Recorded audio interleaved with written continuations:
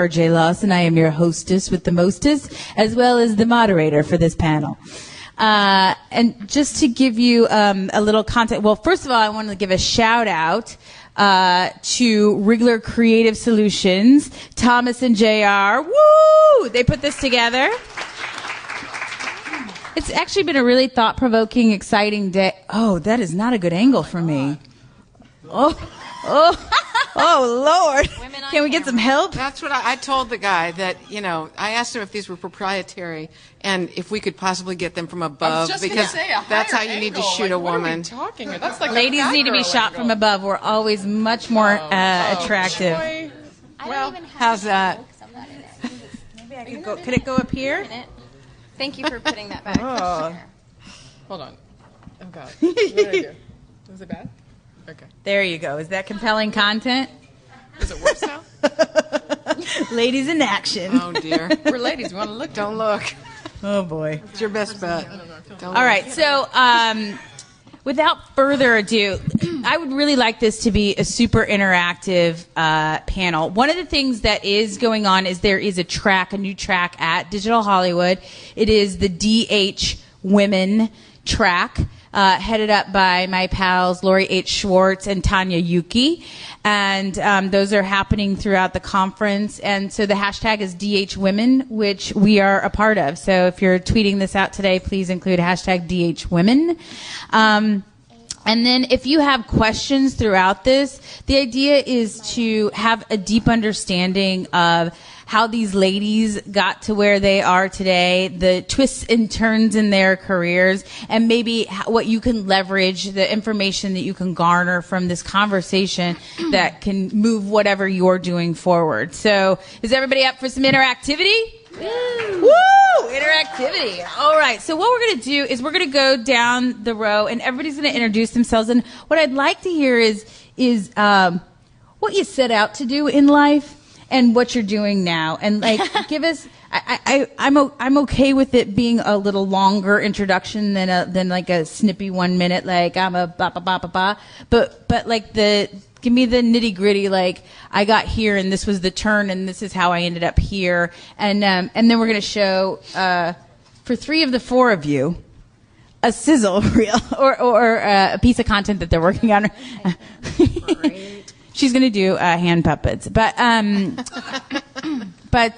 we are going to dive in and then do a little piece of content after each one speaks. And just to give you context, I'm Amber J. Lawson. I co-founded Transforming the World Through Comedy with 2 of my friends. Thank you. And that's a 24-hour live-streamed comedy event that raises money for charity. And if you come back to the 4:15 panel today, we have a big announcement as to when we're launching the next event and who's involved with that. I'm also a partner in the Opportunity Management Company, which is a multi-platform storytelling strategy company. And you should be involved with the IAW TV Awards and the Emmys, and I'm happy to talk to you about both afterwards. But let me turn it over to Jodi Binstock. Thank you. It's Binstock. Binstock. But I grew up with that, so it's fine. Hi, I'm Jodi Binstock, and I am sitting on this panel specifically because I am the producer of a show called Web Therapy, which is Lisa Kudrow's. Yeah. Love it. Thank you. It's Lisa Kudrow's web series turned cable series. So we are one of those wonderful stories that we started off as a web series and moved to Showtime for 2 seasons and what will likely be a 3rd season, hopefully to be announced next week. I'm hoping. Fingers crossed. And to answer your question, Amber, I went to film school, did the whole film school deal, and very much wanted and still do want to direct. I wanted that shirt that said I wanted to be a director. And had a very successful career at that for a short time. I got the Disney Directing Fellowship years ago and got the opportunity to direct multi-camera. I directed several episodes of Boy Meets World, for those of you that are old enough to remember, which I think is all of us. Then I had a child, And that took me right out of the market. And I'm sure that there are some of you out there who can relate to that and have had a very hard time getting back into the directing. The universe has rewarded me with producing work, which, you know, thank God is all I can say. So that's the short answer of it. We'll take a deeper dive into that. And then let's go to your sizzle, shall we? Oh, please. And this is my sizzle for my own company, Go2 Digital Media. And it is, my partner Steve Graham is here, and this is us.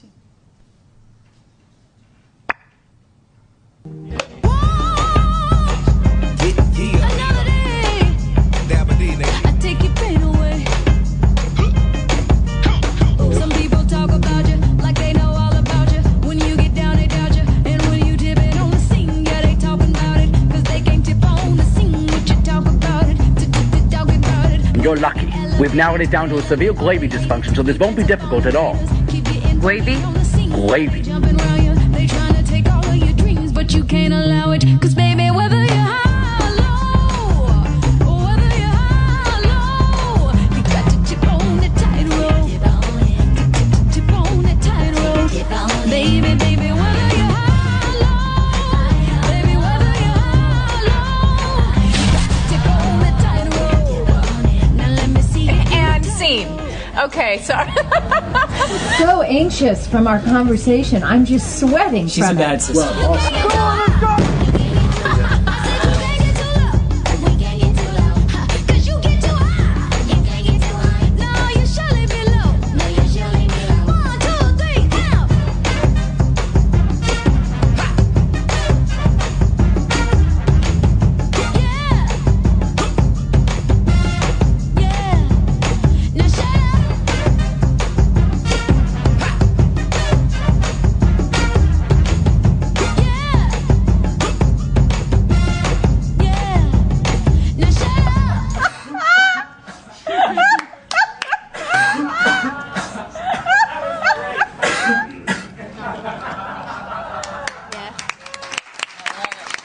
In with a laugh. All right, Lauren, tell us all about you. How'd you get here? What was your inspiration? I moved to New York to become Meryl Streep.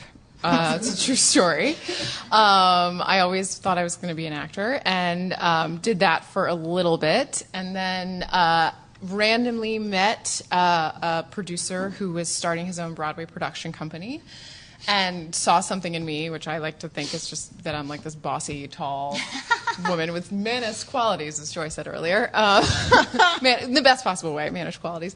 And hired me to help him start his company. So I started a Broadway production company. What was it called? It's called Harbor Entertainment. It still exists. When I was there, we produced Fiddler on the Roof with Alfred Molina, Night Mother with Edie Falco and Brenda Blythen, and All Shook Up, the not very well received Elvis musical.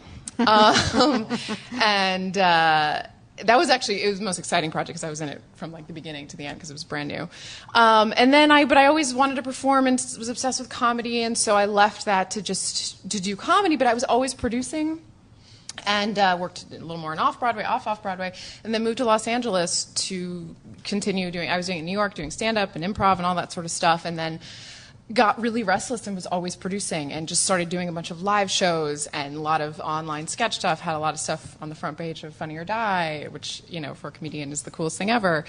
And slowly kind of reached a certain age. I turned 30 and I was like, I don't like to stay up late.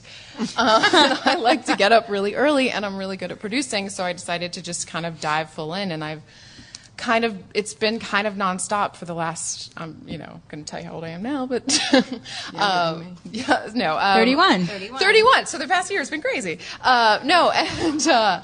So basically, I asked the universe for a project to be brought to me from beginning to end, and that's when this one entered my life. And we did a web series that Joy directed and Amber J produced, and executive produced, and that was an amazing web series. What was that called? Data Human. Oh, okay. It's very much apropos to women in digital and comedy. It's something I'm very proud of.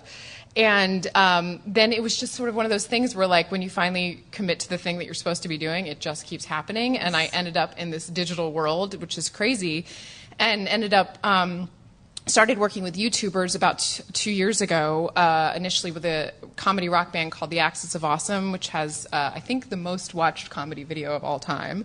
So produced a couple of videos with them, and then last year spent the entire year producing the pilot for The Annoying Orange, which is now in its first season on Cartoon Network. And I sort of became this person that's trying to help these digital YouTubers maybe get more mainstream. And then I met Shane Dawson, and for the past year have been working with him, helping maintain. He's got the 5th largest YouTube channel, you guys probably know. And he's got 3 channels that we maintain and do more projects with. We started doing original music this year. We're developing a feature and a couple TV shows and all that. So I think that's how I got here. Let's go to the tape. Oh, God. Oh, yeah. This is not a sizzle. This is just, This is one of your highlight videos. Is there anything you want to do to set it up? Yeah. So this was the second project I worked on with Shane. We basically hooked up last year when he needed someone to produce his Halloween special. He does big specials at the end of the year, so that went really well. So then we did the Christmas special. This is my favorite part of probably any video we've done ever. And I feel it has a lot of, not only a lot of Shane, but a lot of me in it and things I love, like gay men dancing. Okay. Me too. Who doesn't? So.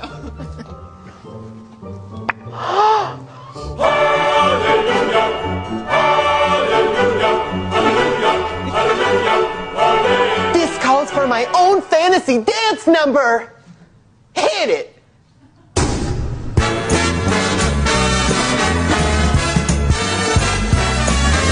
Running around your neighborhood and I'm stealing all your shit. You better watch out.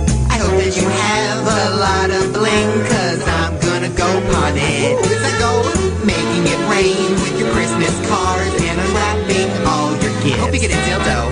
Maybe I'll try to smoke your tree and then I'll raid your fridge. Twinkies. Tomorrow you will see me on your local evening news.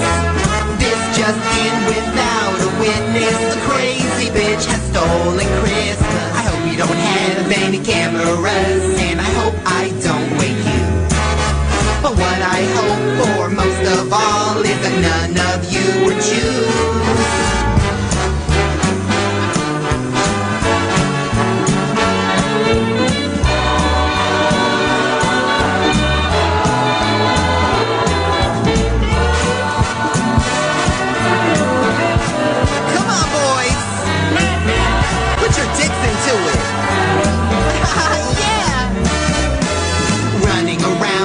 Neighborhood and I'm stealing all your shit. Step over the Grinch, cause I'm the new bitch who just stole this Christmas. Yeah! Whew, I am tired. Anyone got a blunt? Great. Too much in the morning? Just That's how I like my awesome. Christmas. Yeah, that's my Christmas too. Yes, All right. Follow that up, Joy. Is this thing on? Okay, I moved to Los Angeles to become Carol Burnett.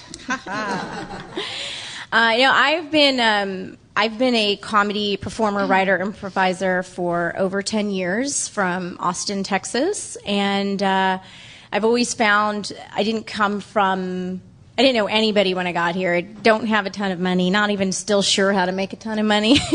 But all I know is you just got to do things, and you do them yourself, and you do them the way that you can. So I have a very strong background in live theater, and I didn't even know you were supposed to, like, get a play and memorize lines and do it. I thought you were supposed to write your own play. Like, I didn't even know you could, like, pay someone and put it up on stage. So I always found myself creating original content live.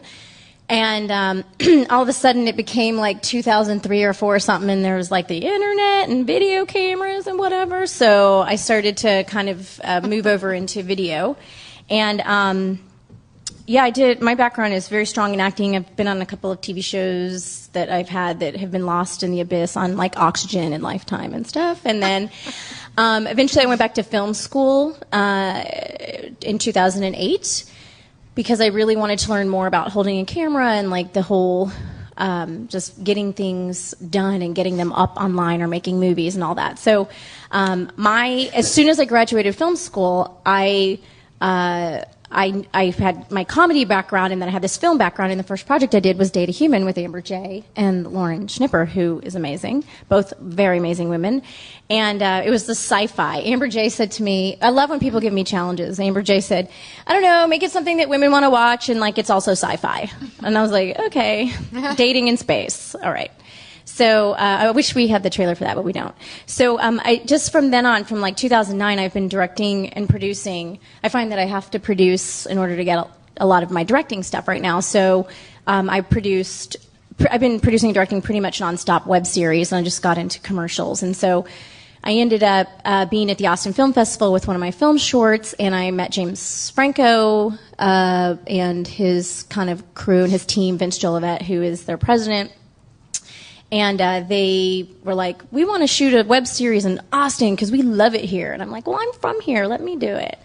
So I did. And for 8 months, we did a show called Undergrads, which is part of the reason I'm here. And it was kind of fun because it took me back to my roots, because I went to the University of Texas and started in journalism. And I'm really, really fascinated with real life stories, actually. And that's really why when I find myself turning on the camera. So I've been getting more into like biopics and things like this. But we followed for Undergrads South, which was Franco's project, we followed 4 University of Texas filmmakers making films for the first time and documenting, making their first documentaries. And it was pretty incredible. It was really cool. So I'll show you that little piece if you'd like to show it. To the video. And we went to South by Southwest. We don't really know exactly what's going to happen, but we're willing to take the risk.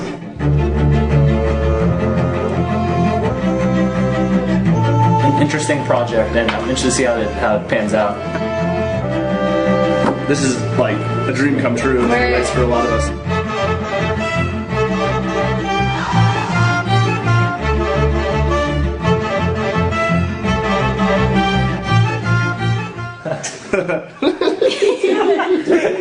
Head goes down. All of a sudden, my dad is like a cross-dresser. It's a shock to me. I didn't know that.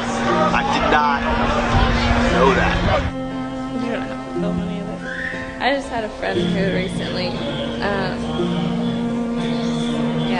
It was like, I don't care, you're not supposed to be in there right now. This is such the wrong way to do this. but we're working.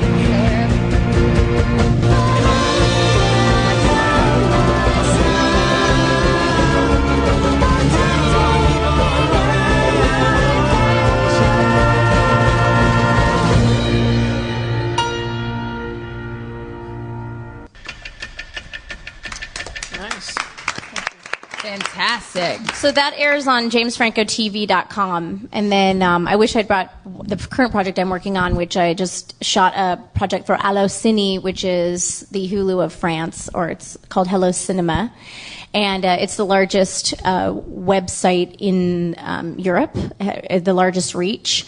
And they're kind of like their Netflix meets Movie Phone, kind of, and they're doing original content. So we just did a show called The Elizabeth Show, which was a blast. It was just this crazy comedian from France named Zazon Castro, and she just went out on the street and just started talking to people, and we just filmed cameras, and nobody saw our cameras. I don't know how, because we had like 80 of them, and she just touch people's boobs and ask them where dogs were at a dog park and just like weird things. And it turned out really fun because it was a blend of comedy and doc. And I just realized all I did is I picked up 2 cameras, and I think like we shot 30 episodes in 10 days, and we did it for an ungodly low amount of money, but you can do it. So we did it for like $10,000 or something. It was absurd, including editing. So I think there's lots of those stories actually on this panel, and probably in the audience as well, which we'll go out and ask your questions here shortly. And I think the 3 of us are performers, right? We come from performing backgrounds. Were you a performer? I went to acting school and then decided that there were 10 billion girls that were prettier and skinnier, and so I changed my course. Well, I figured that out once I got to LA, so I'm with you on that. But I wanted to hear from your perspective, Jennifer, representing talent and how you ended up in that kind of space. Yeah, sure. Well, I also had a similar story. I actually originally wanted to be a journalist. So I went to college thinking I want to be, Channel 5 News, like in front of fires. And then I found out that in order to do that, you have to go to a small market. And I'm a city girl, so there's no way I was going to spend 3 years in the middle of nowhere getting paid $10,000 a year. So, but I still really had a passion for nonfiction storytelling, as well as, growing up in San Francisco, there was an angle of social justice to like everything I do. So when I heard about Current TV that had launched in 2005, I was like, this place sounds amazing. They're doing really cutting edge stuff. And at that time, which is really funny, they launched the same year as YouTube. So they were trying to do sort of a similar approach to media, meaning they were like, how can we take what's happening online and kind of reach the masses? And I think at that time we thought, bringing it directly to TV, which is really interesting because through a lot of experimentation, didn't really feel like it was the right time or that we found the right format. But I feel really lucky that we had so much opportunity to just play in that space and just be around so many amazingly talented people. But again, I still had that documentarian inside of me. So I moved to the journalism department, which was really exciting. I did get to produce one really awesome film, and it was actually in the narco war in Mexico. So I traveled to Culiacan, which is like the center of where all the drug lords came from, and I was working with Laura Lang and Mitch Koss. Laura Lang, amazing, reporter. Mitch Koss has been behind Anderson Cooper and Lisa Ling, and just like had like everything that you would want to work with, especially like, as somebody who was aspiring to be a journalist. But when I came back, I was like, wow, I really had to like risk my life to produce this, since this is what I want to do. And really funny, the very next story that Laura worked on was actually the story on the North Korea, and so she was detained in North Korea for months. I'm sure you heard of the story, and I was like, okay, am I willing to do this for my career? And, after a lot of self-reflection, I was like, no, it just isn't for me. And, that's whenever I see journalists who are in the middle of war zones, I was like, I admire them because that's their life and they're willing to put their life like on the line to do their work. And I admire that, but it just wasn't for me. So as I started to focus more on my production management for that department, and I was working at that time on a story in Sri Lanka on the Tamil Tigers. And it was around the same time that The Hangover came out. And I remember in the editing booth next to me, they were like, we had a partnership with Rotten Tomatoes, and they were reviewing The Hangover. And all I could hear for hours and hours and hours were people cracking up. And there I am reviewing our piece, our story, and it was on people blowing themselves up. And I was like, I'm here watching people like blow themselves up, and those guys are like having the best time ever. So that's when I was like, okay, maybe I just need a total change. I don't know what it is, but hopefully it will come. So I reconnected with an old friend I had been working with at Current in the early years, and she was like, hey, I'm working on YouTube stuff, and like there are these kids who are getting millions and millions of views, and YouTube just started this program where they like split the revenue with them, and it's kind of crazy because these kids are getting thousands and thousands of dollars, and they don't really know how to move and in what direction and what to do. So I was like, well, I have some production experience. I've worked with network television, and I've, kind of worked behind the scenes. So I was like, well, maybe there's a space there for me. So I shadowed her for a few weeks. And after shadowing her, I was like, this is the gold rush of digital, like of media. There's something amazing happening, and I think it's still under the radar, so now is the time to get in.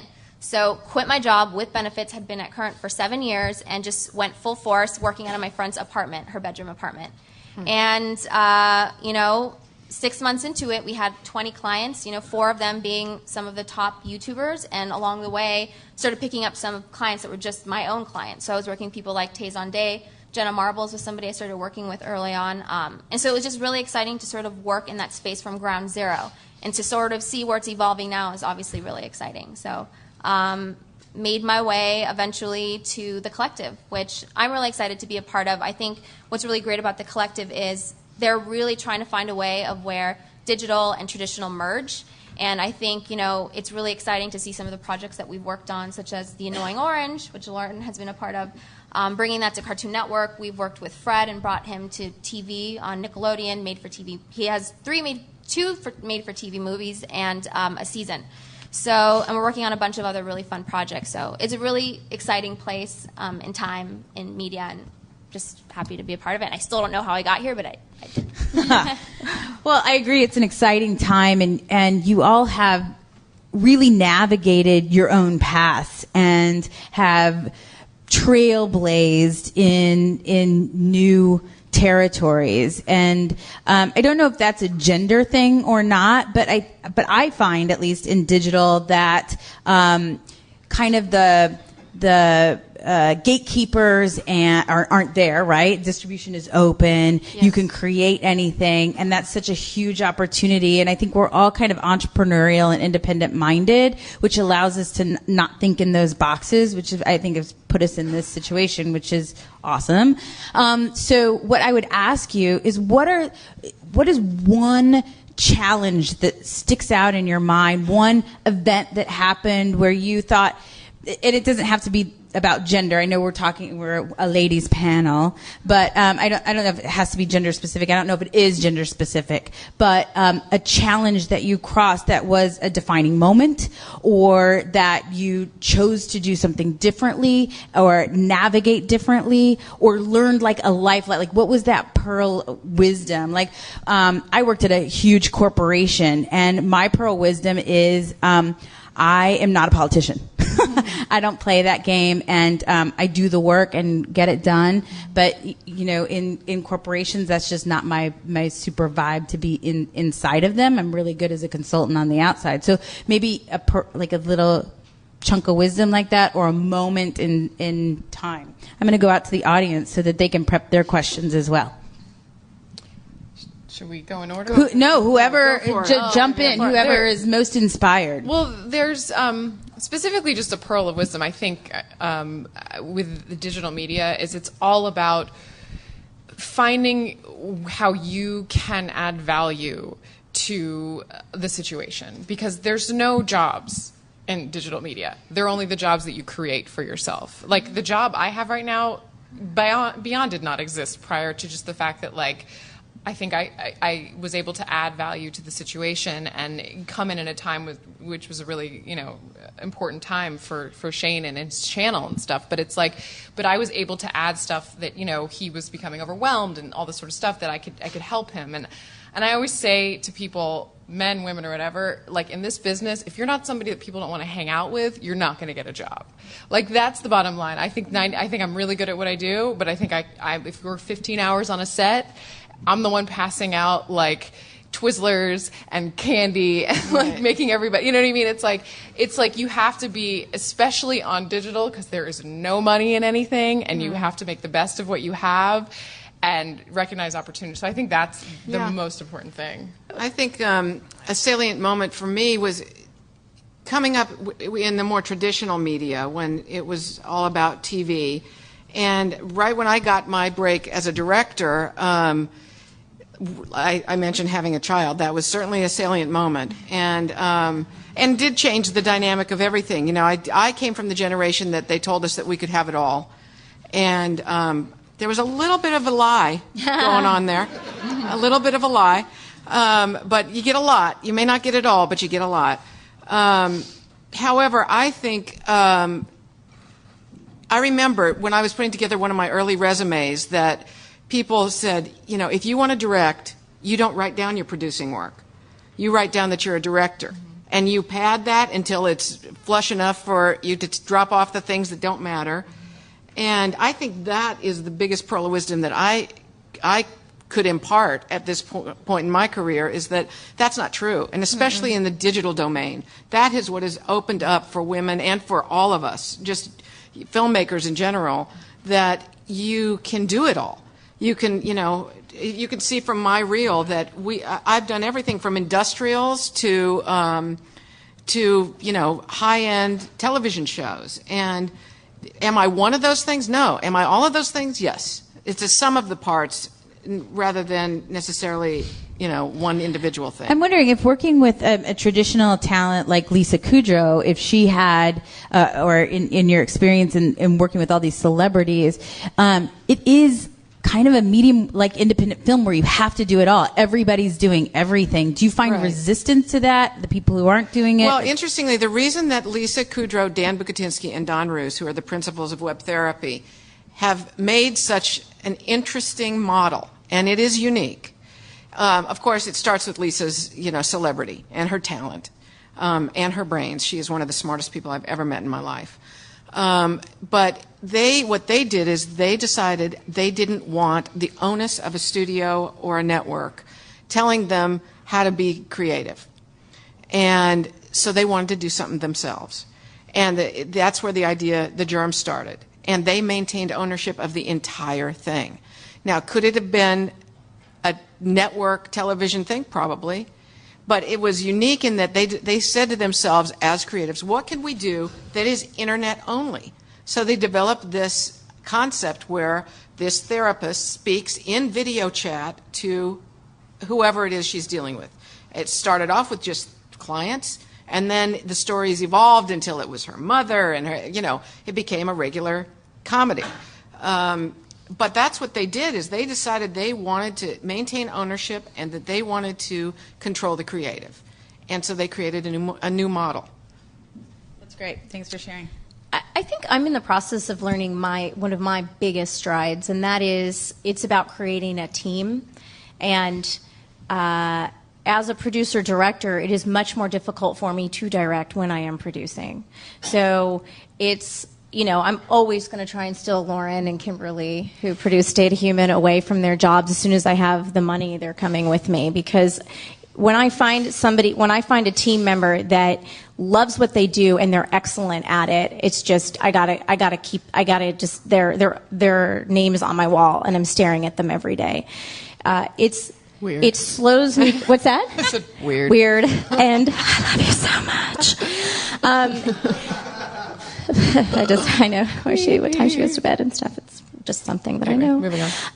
And I also find that, like, for instance, I have these projects that I'm behind on because my editors are getting snatched up like crazy. So half of what I'm doing is just finding those teams. Who am I always reaching out to? Who am I loyal to, and who is loyal back to me? And who do I know that I can go to and be like, Kelly can edit that like crazy. Like, I know she can. She's got it. Whoever is on my team. And I think really right now, even though I will show up and do every single job, I think it's actually going to behoove me, and I think that's going to behoove the internet actually to start really focusing, like, now we're doing everything. Like, I want to actually push it back, and I want people to actually get to do what they do really well, because it is it's great to do everything, but long story short is I'm just looking for team members and knowing where they are and knowing how to communicate with them and knowing, knowing who they are and having them at my fingertips. Just to piggyback on that, I think one of the things that I learned as a producer that is so important is to let people do their jobs. Mm-hmm. Yes, that's my favorite. My favorite is pre-production. That's my money, and then production. Ideally, I'm sitting back, hanging out. Obviously, you're there. There's a lot of fires to put out and stuff like that. But that's the most, I really trust people. And there's been situations where, you have to fire people, and it happens all the time. But, like, the best thing you can do is get out of people's way. I think that's a huge lesson in producing. It's true. It's even a lesson in directing. It's getting out of as a director, like, don't do the producer's jobs. It was so hard for me the first time I had actual producers, because I was like, I got this, and they're like, no, you don't. We've got it. And I was like, oh yeah, totally, okay. I'll do my thing. That's very female, though. I don't know if anybody would care to talk about in terms that, of that getting out of people's way. My experience is when I have worked with men, male producers that are in the UPM position or in the executive producer, is that there is less of that. There is more micromanagement. With men, there's more micromanagement. Yeah.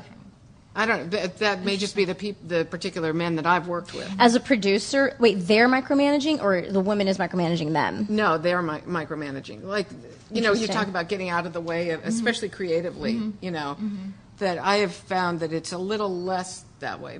Do you have different experiences? I've not actually thought about that. I don't know. I mean, I'll think about it. I think from my experience in particular in digital, and again, I've come from more, sort of smaller companies. It's very much, I think Lauren sort of, touched on this earlier. It's entrepreneurial, so it's kind of just like taking your space and running with it, and not really checking in and doing all that stuff. But I've definitely come across that. And I think with digital, since it moves so fast, that tends to bottleneck a lot of the process. That is true. That's a good point. That's the thing with digital. It is so, especially YouTube. I mean, I work with someone who puts about 5 videos out a week to like one main channel video. I mean, it is like, and it's hard because it's all him, and it's, that's part of me managing his, helping the creative process, but it's like, it ain't easy. But you had to evolve to that. I mean, really, Shane was doing it by himself for a long, long time and built this team, frankly, that allows exactly what Joy is saying, each person to do what their thing is. Yeah. Ideally, I mean, you can always pick each other up, but it's ideal not to have to do something that someone else is more passionate about. I agree. I think one lesson that I kind of took away from all of the YouTubers I've worked with, and these, a lot of the YouTubers I work with are like Shane. They're very self-made, have been doing this even before you could make money, and they're really the passion. So whenever I have new people come to me and they're like, hey, how do I build a YouTube channel? What do I do? I have $20,000 and I'm like, number one, be authentic. Like, a lot of people try to filter it by having, a huge team, and depending on the type of product, especially for comedy, if you're a comedian, I hope you're funny and you can sell people with a webcam. And if you don't, then maybe you shouldn't be doing comedic stuff. And that's the way to start. I honestly believe on digital, if you can start with $0, please do that. No, because numbers speak for themselves. I agree with that too. I think it's where you are in your process too. Yeah. Mm-hmm. If you're at the beginning, don't try to get $80 million. Yes. That's just, to me, that's procrastination. Yeah. That's just, all you need is a camera and your authentic self. I had a lunch with someone who, recently, who was a friend, hooked us up, and he did a couple videos, a couple sketches, and they did it halfway decent, maybe 20,000 hits or something, and he hadn't done a thing since, for 6 months, and he's sitting and he's like, I have all this money and I want to do, and I'm like, don't waste it. I'm like, what have you done in the 6 months since your video had 20,000 hits? Well, nothing. And I'm like, then go spend your money on something else. If you're not gonna do it every single day and do it's don't bother. It's not your, I mean, I'm saying don't bother, but don't think that you can create a world for yourself in the digital space if you're not going to be committed to it, every day. Yeah, and I think in particular on YouTube, I really tell people when they're ready to commit, it's a full-time job. This isn't just you kind of throwing some stuff out there, because that's not the way YouTube works. YouTube is a community. You have to create a brand. People have to know who you are. They have to continue to find you. So, I think for different digital content, there's different places for it. But on YouTube in particular, I'm thinking about YouTube. Well, and I have one question about or thought about the YouTube thing. The Google, deal that they did, in looking at the channels, there's only one that I have seen that is female-oriented, since this is a female panel. Mm-hmm. That's the Wigs channel. The other one, there are a couple of others, but they are more the YouTube-funded ones. The YouTube-funded ones, that are more fashion or lifestyle, but they're not, web series. They're not creative content. It's all creative. I don't mean it's more like how-to videos. How-to, yeah. Anybody have any thoughts of why that is, or how we can change that? Because the people that are watching YouTube are obsessed teenage girls that want to watch funny kids like Shane Dawson do that. I mean, that's what it is right now. And I think some things transcend that. I think not everything works on YouTube. It just doesn't. And we can sit here and pretend that if you're a woman, it's you got to be funny. Mm-hmm. You got to be really funny. And that's just in general in the comedy world. But yeah, exactly. Can I ask you a question though, because I'm not as familiar with YouTube. Now, is YouTube is there a demographic or a growing one 16 to 26 male, female? Or is it up to 45 or what is it? It's young. It's mostly male. 13 to 24, dominated by. That's why I don't know if any of you have heard Machinima, but they're video games. Right. Yeah, we just produced a web series for Machinima. Yeah. That was all violent and there you go. That's what they do. Yeah, very well done, but well done. Ladies can be violent too. Yeah, okay, no, but it's young. It's very young. The audience is very young. Yeah, I think at the end of the day, if you have a standout piece of content, it doesn't matter where you put it. It's gonna it should pop. But if you want to target it more, it's mostly 13 to 24. Room, you have these entrepreneurial, forward-thinking ladies at your fingertips. What is your burning question? What do you need to know? I'm afraid I was going to trip. Amber J. I love her. I love this lady. Shoes. I know. Do it. Hi, ladies. I love the stories. My name is Ace Hayden. I'm a stunt woman and an actress, and yes, I've done Awesome. all the Cool. violent Yeah. things.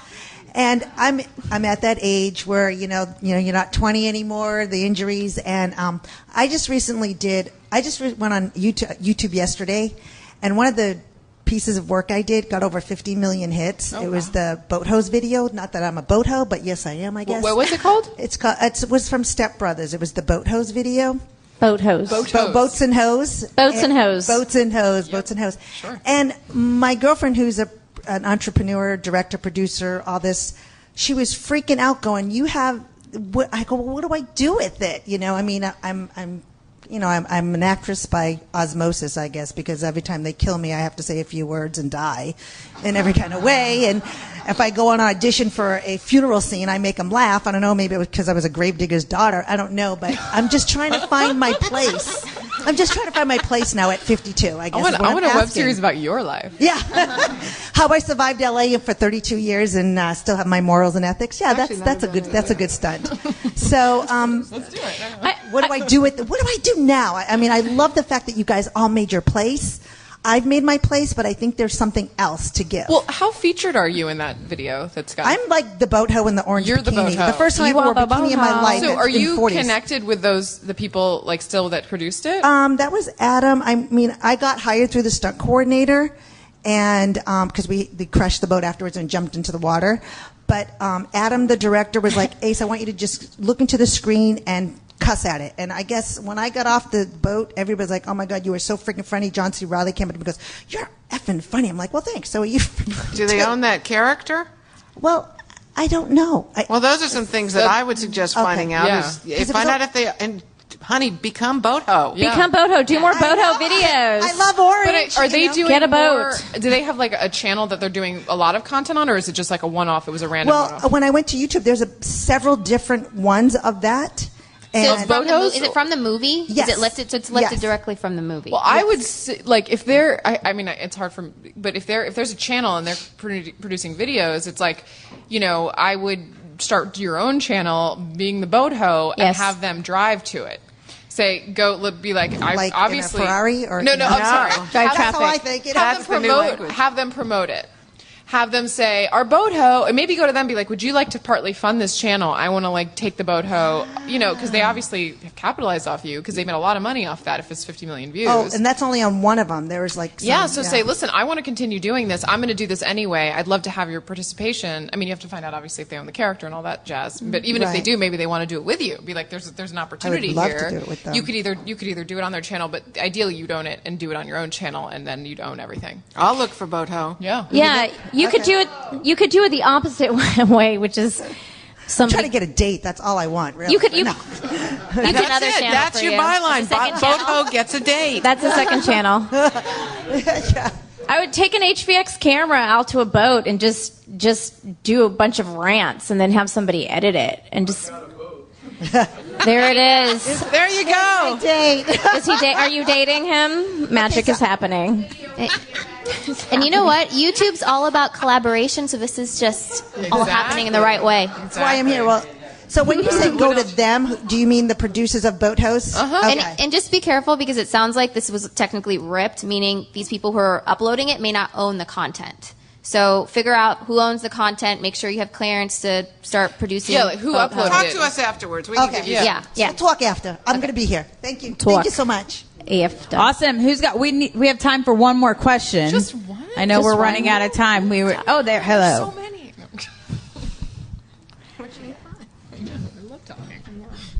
Hi. First of all, thanks, you guys. This is really great and informative. I am in production on 2 web series that I wrote and am producing, doing everything. But so much has changed so rapidly. Like, I've been listening to a lot of these panels lately, and I used to be the model is literally do everything myself, just go ahead and put it up on YouTube. But lately, I don't know, is it worth shopping it around to, if I want to own it still, is it still worth it to shop it around to some of these companies that now have these YouTube deals? Or what do you recommend? Like, any advice for me in this regard? I personally think as much intellectual property as you can retain, do it. Because at the end of the day, if this goes into pilot, if this turns into a movie, you want to be a part of that. I think a lot of these companies really just, that's where the value is. Like, I'm always looking big picture. You know, I'd rather, you know, skip the 1,000 today and go for $1 million tomorrow. So if you're going to get funding, try to retain as much, if not all, of ownership. I don't know. I don't totally agree with that. And no. That's here's why. Is I think at some point that prevents people from moving forward. At some point, you're going to have to give up a piece of the pie, which has been very challenging. I mean, I've got properties that have been, you know, purchased by studios or whatever, and I've had to give up a lot. And you just go, oh my God! But you have to do it at some point, because if a network, actually, if you move to network, I'm imagining, is that correct? Like they're gonna want some sort of ownership. Well, actually, in our situation, they'd licensed it. Oh, well, that's even better. I mean, So if you can do they that, still maintained ownership. License. But the caveat is that unless you have somebody like Lisa Kudrow or Meryl Streep, because the Annoying Orange was. She's fantastic. But the Annoying Orange was licensed as well, but it's the biggest web series of all time. So if you go shop this around right now and you have no big talent, you have nothing really, and there's nothing wrong with that, you're not going to get anything great. So why not?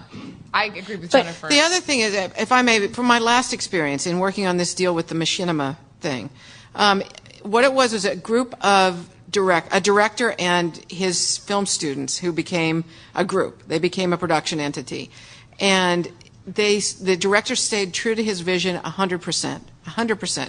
Did several one-offs of these things that they posted. They got enough followers that it became interesting. And then Machinima came in and said, we'd like to see you do some more.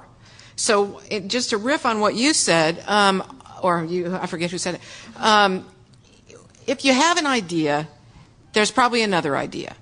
Yes. And this is something that I've heard from very, very prolific writers, is that you know, you can hold on to your idea like it's mother's milk, or you can set it free and know that there's another idea out there.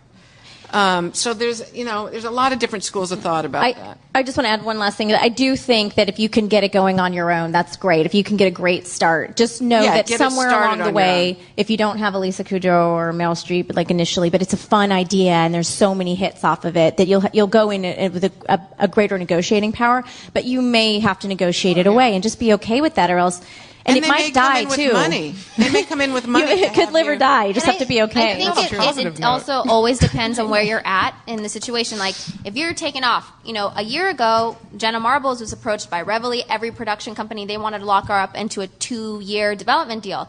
Now she's grown 10 times bigger. That would have been a bad deal for her. So if you're on the uprise and you're growing and you're kicking butt and you don't need anything right that moment, skip it. That's what I say. I do agree with that. But if you're kind of like, oh, I'm kind of stagnant, I don't know where I'm going, things aren't really moving, then you kind of start looking for other resources. And also, the last thing I guess also is just know yourself. If you feel like you're strong on your own and you've got the will to go do it, then go do it. But if you know that, like, I'm a partnership person, so me alone at home in my house is a disaster.